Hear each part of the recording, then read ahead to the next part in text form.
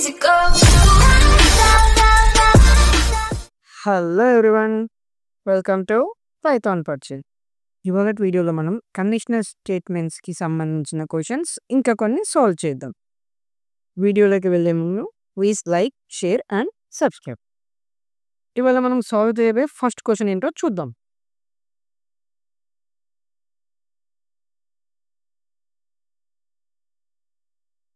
So ఇది మన క్వశ్చన్లో ఏముంది?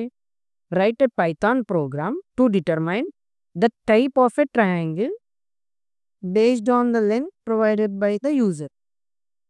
ఏమందంటే మనం ట్రయాంగిల్ అంటే ఎన్ని సైడ్స్? 3 సైడ్స్. మనం యూజర్ నుంచి 3 సైడ్స్ లెంత్స్ తీసుకోవాలి. ఆ లెంత్ని బట్టి మనం ఆ ట్రయాంగిల్ ఈక్వలేటరల్ ట్రయాంగిలా, స్కేలర్ ట్రయాంగిలా, ఐసోస్క్లేస్ ట్రయాంగిలా తెలుసుకోవాలి. ఇప్పుడు మనం ఇక్కడ చూస్తున్నాం. ఫస్ట్ ఈక్వలేటరల్ ట్రయాంగిల్ అంటే ఏంటో చూద్దాం. 3 సైడ్స్ అనేవి ఈక్వల్గా ఉందా. అదే ఐసోస్క్లేస్ ట్రయాంగిల్ ఎలా ఉంటుందో చూద్దాం. Any 2 sides are equal. ఇప్పుడు స్కేలర్ ట్రయాంగిల్ చూద్దాం. స్కేలర్ ట్రయాంగిల్ అంటే ఆల్ 3 సైడ్స్ ఆర్ డిఫరెంట్. ఇప్పుడు మనకి క్వశ్చన్లో ఏం చేయాలని క్లియర్గా అర్థమైంది. ఫస్ట్ స్టెప్ ఏంటి? మనం యూజర్ నుండి ఇన్పుట్ తీసుకోవాలి. యూజర్ నుండి ఎన్ని ఇన్పుట్స్ తీసుకోవాలి? 3 ఇన్పుట్స్. ఎందుకంటే ట్రయాంగిల్కి 3 సైడ్స్ ఉంటాయి కాబట్టి 3 ఇన్పుట్స్ తీసుకోవాలి. ఇన్పుట్స్ తీసుకున్నాక మనం కండిషనల్ స్టేట్మెంట్స్ని యూజ్ చేసి మనం కండిషన్ చెక్ చేయాలి. ఎలా? యూజర్ ఇచ్చిన 3 సైడ్స్ ఈక్వల్ ఉంటే అది ఈక్వలేటరల్ ట్రయాంగిల్ అవుతుంది. ఒకవేళ యూజర్ ఇచ్చిన 3 సైడ్స్లో ఏవైనా 2 సైడ్స్ ఈక్వల్ అయితే అది ఐసోస్క్లేస్ ట్రయాంగిల్ అవుతుంది. ఒకవేళ యూజర్ ఇచ్చిన సైడ్స్లో అన్ని 3 సైడ్స్ డిఫరెంట్ ఉంటే అది స్కేలర్ ట్రయాంగిల్ అవుతుంది. సో మనం దీనికి ప్రోగ్రామ్ రాద్దాం. ఫస్ట్ స్టెప్లో యూజర్ నుండి 3 ఇన్పుట్స్ తీసుకోవాలి.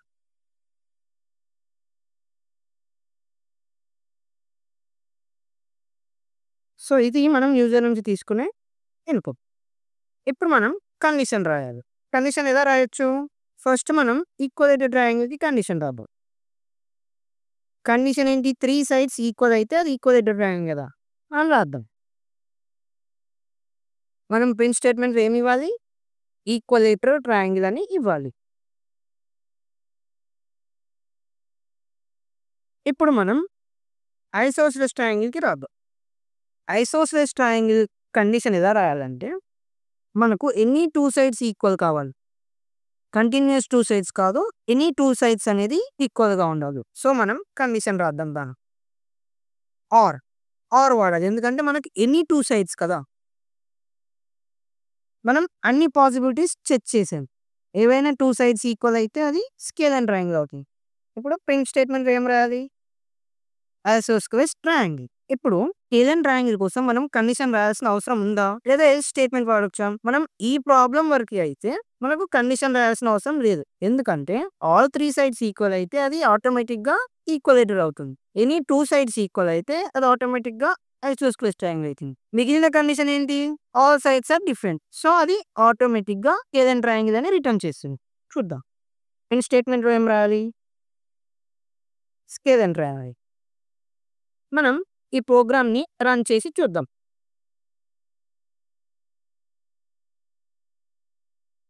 ఫస్ట్ సైడ్ లెంత్ మనం 4 ఇద్దాం. సెకండ్ సైడ్కి 5 ఇద్దాం. థర్డ్ సైడ్కి 4 ఇద్దాం. మనకి ఏం రిటర్న్ చేసింది? ఐసోస్క్లేస్ ట్రయాంగిల్. ఎందుకు ఐసోస్క్లేస్ ట్రయాంగిల్? ఇక్కడ 4 ఈ రెండు సేమ్ కాబట్టి అది ఐసోస్క్లేస్ ట్రయాంగిల్ అని రిటర్న్ చేసింది. ఇప్పుడు మళ్ళీ రన్ చేసి చూద్దాం. ఫస్ట్ సైడ్ 3 ఇద్దాం. సెకండ్ సైడ్ కూడా 3, థర్డ్ సైడ్ కూడా 3. మనకి ఏమొచ్చింది? ఈక్వలేటర్ ట్రయాంగిల్. ఎందుకు ఈక్వలేటర్ ట్రయాంగిల్? అన్ని సైడ్స్ ఈక్వల్గా ఇచ్చాం కాబట్టి ఈక్వలేటర్ ట్రయాంగిల్. మనం మళ్ళీ రన్ చేసి చూద్దాం. అన్ని డిఫరెంట్ సైడ్స్ ఇద్దాం. ఇప్పుడు అన్ని డిఫరెంట్ సైడ్స్ ఇద్దాం. చూసారా, మనం కండిషన్ రాకపోయినా ఎల్స్ స్టేట్మెంట్ మనకి ఏం రిటర్న్ చేసింది? Scalar triangle. సో ఇది మన ప్రోగ్రామ్. ఇప్పుడు మనం సెకండ్ క్వశ్చన్కి వెళ్దాం. సెకండ్ క్వశ్చన్ ఏంటి అంటే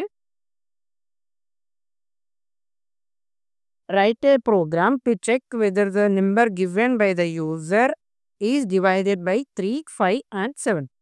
మనం ఏం చెక్ చేయాలంటే యూజర్ ఏదైనా నెంబర్ ఇస్తే ఆ నెంబర్ అనేది 3తోని 5తోని ఇంకా 7తోని మూడిటితోని డివైడ్ అవుతుందా కాదా అని చెక్ చేయాలి. దీనికోసం మనం ప్రోగ్రామ్‌లో ఫస్ట్ స్టెప్ ఏం రాయాలి? యూజర్ నుంచి ఇన్పుట్ తీసుకోవాలి. ఇప్పుడు ఇక్కడ 3 నంబర్స్ ఇచ్చారు కాబట్టి మనం 3 కండిషన్స్ రాయాల్సిన అవసరం లేదు.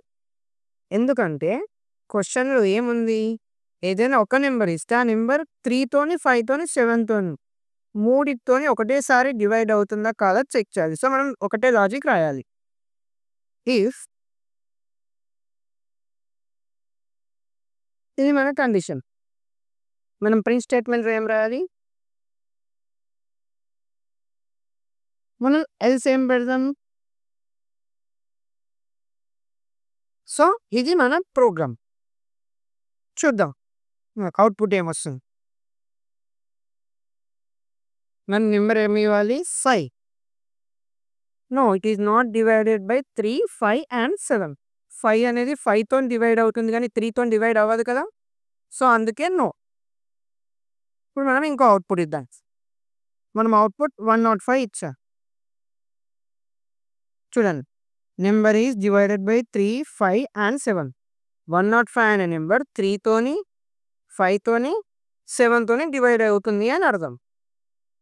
మనం ఇదే ప్రోగ్రామ్‌ని కొంచెం మోడిఫై చేద్దాం. ఎలా అంటే ఇక్కడ ఆర్